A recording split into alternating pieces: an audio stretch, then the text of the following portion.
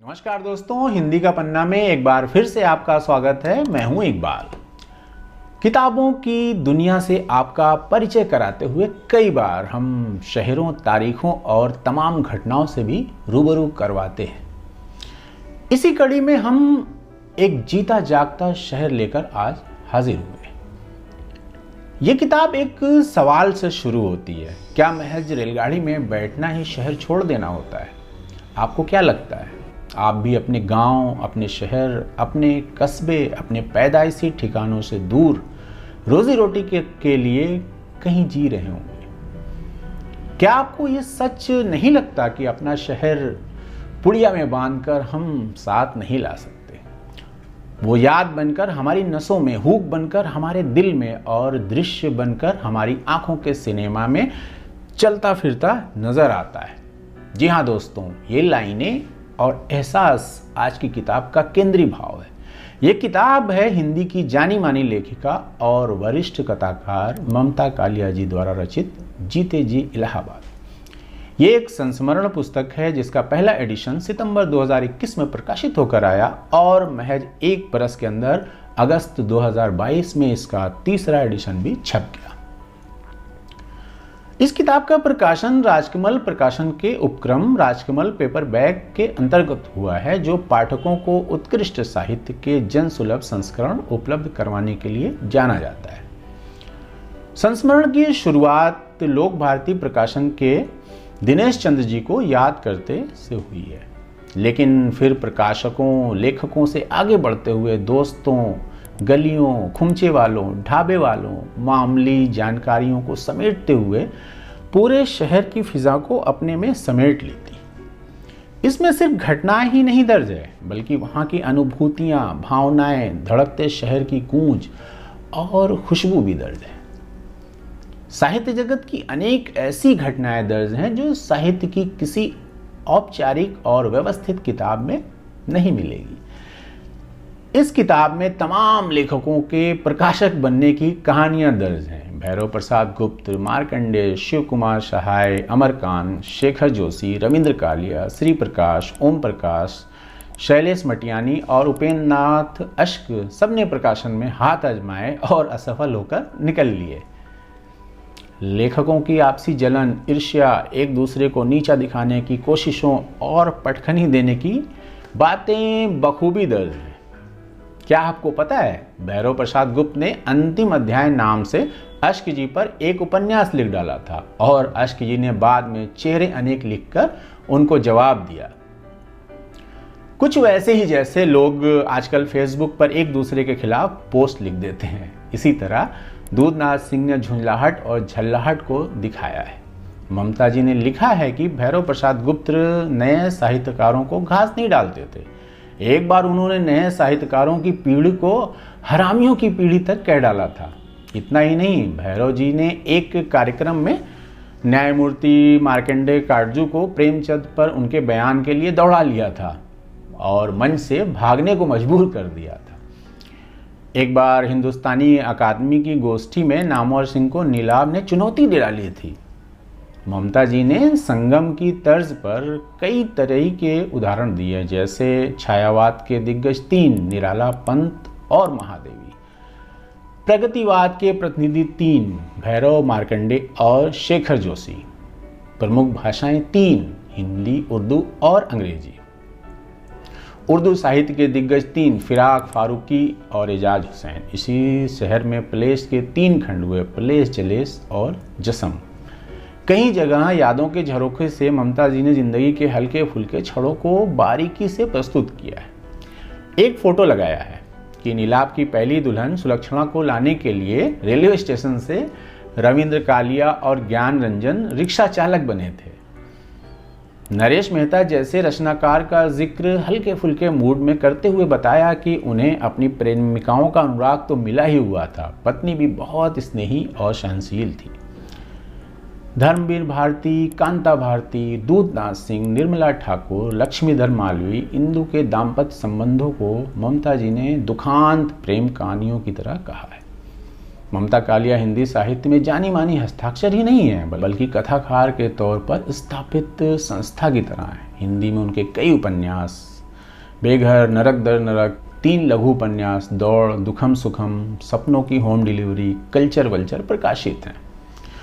इसके अतिरिक्त कम से कम 1 दर्जन कहानी संग्रह, कई कविता संग्रह, 4-5 संस्मरण, 3 निबंध संग्रह प्रकाशित हैं।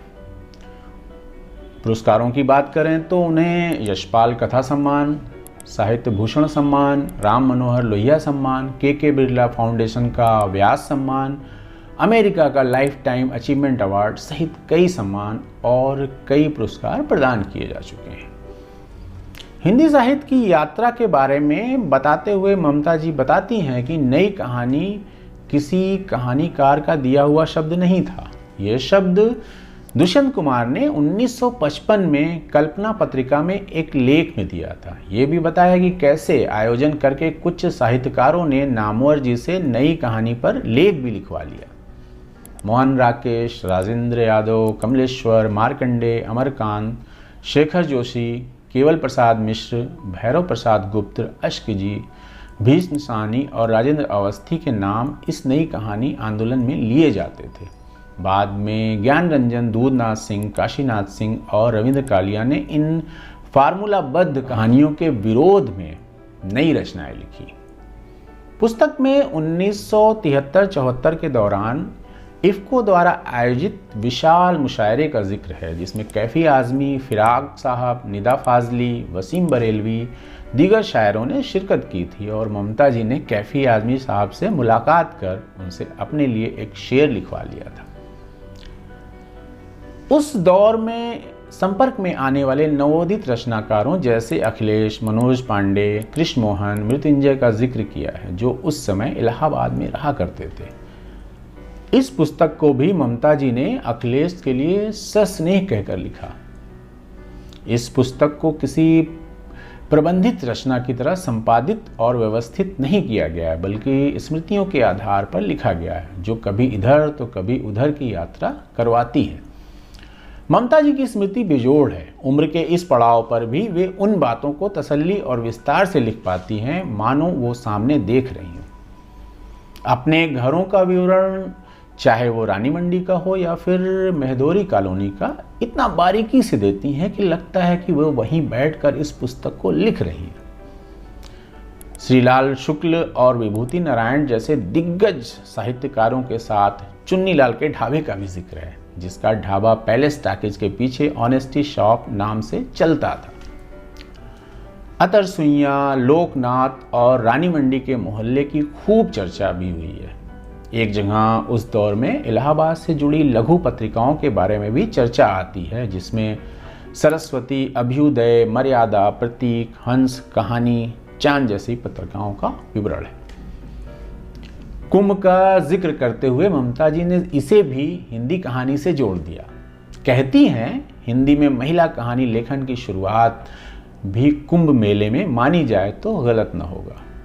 राजेंद्र बाला घोष उर्फ बंग महिला ने अपनी पहली या दूसरी कहानी कुंभ में छोटी बहू इसी अनुभव पर लिखी थी। कवि और इलाहाबादी विद्वान बोधिसत्व के माध्यम से ममता जी ने इलाहाबाद के नामकरण पर भी चर्चा की है। खुलासा किया है कि इलाहाबाद का नाम दरअसल कभी किसी समय इलावास भी था, जिसे पुरुरवा एल यानी इलापुत्र पुरुरवा ने अपनी मां के नाम पर बसाया था। उन्होंने ये भी बताया है कि प्रयाग का अर्थ होता है बड़े यज्ञ, अर्थात बड़े बड़े यज्ञों की भूमि। ममता जी ने सारी स्मृतियों को उड़ेल कर रख दिया है, जिसमें उनकी भावभूमि को छुआ था, चाहे वो दंगों की बात हो, नदी में डूबने वाले बच्चों की बात हो, रोड पर हुए एक्सीडेंट की बात हो, बमबाजी में गलतफहमी में मार दिए गए शैलेश मटियानी के बेटे की बात हो। पूरी किताब पढ़ते हुए हिंदी साहित्य के आसमान के मशहूर और उभरते हुए रचनाकारों के बारे में बहुत सारी अनौपचारिक जानकारी मिलती है। उनके व्यक्तित्व के उन पक्षों के बारे में जानकारी मिलती है जो किसी साहित्यिक जीवनी में नहीं मिल सकती। बेहद बेबाकी और बारीकी से ममता जी ने इलाहाबाद के अपने दिनों को फिर से जिंदा कर दिया है। हिंदी साहित्य के उन 3-4 दशकों की हलचल के बारे में अगर जानना चाहते हैं और अपने कई पसंदीदा साहित्यकारों की लंतरानियों के बारे में पढ़ना चाहते हैं, या अपनी साहित्यिक चर्चा को मज़ेदार बनाना चाहते हैं तो ये किताब आपके लिए ऐसी बहुत सारी जानकारियों से लबरेज करेगी। किताब अमेज़न पर मौजूद है और उसका लिंक डिस्क्रिप्शन बॉक्स में। अगर आप रिव्यू के लिए और किताबें भेजना चाहते हैं तो उसका पता भी वहीं मौजूद मिलेगा। वीडियो आपको कैसा लगा कमेंट करके ज़रूर बताएं और सब्सक्राइब करना तो बिल्कुल मत भूलें, उसकी बहुत ज़रूरत है। धन्यवाद।